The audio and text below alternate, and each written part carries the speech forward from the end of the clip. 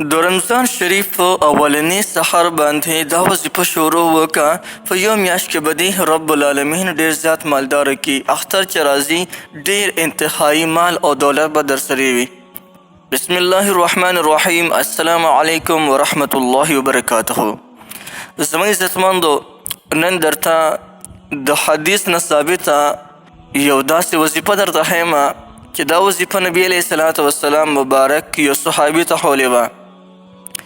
یو صحابي راغی نبی کریم صلی الله علیه وسلم مبارک ته وی ډېر زیات تنګ دسته یم، ډېر انتهایی غریب یم، د خپلې تنګ دستې شکایت یې ورته وکړو.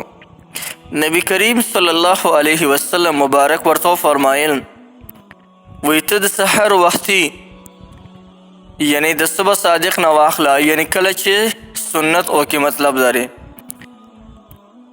تر د سحر د منځ نه مخکې پورې ته سلسله سبحان الله وبحمده سبحان الله العظیم استغفر الله وی دا وظیفه کوه. نو الله جل جلاله به تا ته به انتهایی زیات دولت او مال به درته درکړي. دلته نبی علیه الصلاة والسلام مبارک چې دا کومه وظیفه ښولې ده، که په دغه طریقې سره یو انسان دا وظیفه راونیسي یو میاشت یې ته وکړه، دا هم ممکنه ده چې یو هفتې کې به تا رب العالمین مالداره کړي. په لار به روانې څه داسې څیز د سرو زرو خښته وغیره هر یو څیز وي خو چې هغه د ستا د مالدارۍ سبب ګرځېدی شي. یو داسې څیز ورته رب العالمین درکړي چې د هغې د وجې نه به رب العالمین مالداره کړي. یا کودانۍ داسې کاروبار او داسې نوکري به درته رب العالمین درکړي چې د هغې په وسیلې باندې به د رب العالمین مالداره کړي. ولې د حدیث نه ثابته وظیفه ده، زمونږ په باندې مکمل یقین دی چې دا وظیفه کو کم یو انسان وکړله بالکل ډېر زبردست اثر به کوي.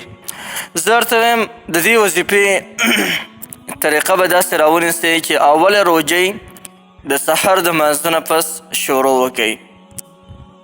د سحر د لمانځه نه د سنت چې کله وکړئ نو د سحر د سنتو او د فرضو په منځ کې به سلسله ووایئ سبحان الله وبحمده سبحان الله العظیم استغفر الله. دا د سحر د سنتو او د فرضو په دې منځ کې ووایئ. بیا چې کله د سحر لمونځ وکړئ نو په دغه وخت کې تاسو یا رزاق وظیفه هغه وکړئ، 1000 او 10 کرته یا رزاق ووایئ. او بیا چې کله نور راوهیږي نو 1000 کرته بسم الله الرحمن الرحیم ووایئ.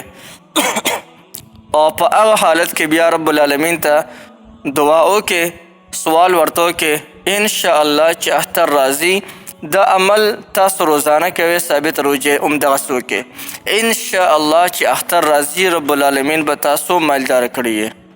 نو ډېره زبردست او ډېره زیاته مفیده وظیفه ده. بلکل دا وظیفه تاسو کولی شئ.